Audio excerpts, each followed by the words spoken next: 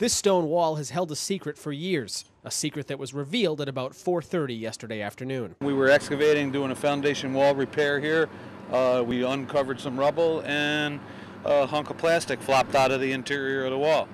I touched it, it unrolled like a sleeping bag, and out popped a human skull. New Baltimore contractor James Slater tells us he was pretty stunned when his work on the historic Queemans house yielded the bizarre discovery.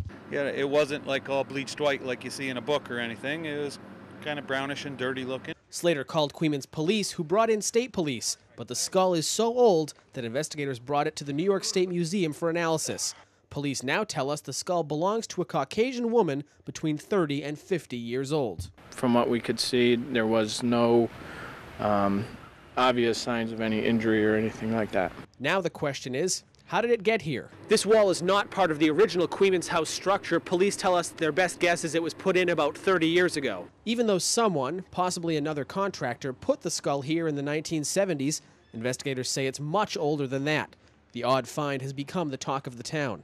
Well, my first thought was that it was possibly an Indian skeleton of some sort. Historical Society President Ralph Beyonce tells us the son and daughter of Baron Queemans built the Queemans house in about 1720. Ariancha Queemans died in the house in 1743, and her gravesite has been lost to historians. But Beyonce points out that she's far from the only person buried near the site. Historians hope the skull may be the end to a story that started centuries ago.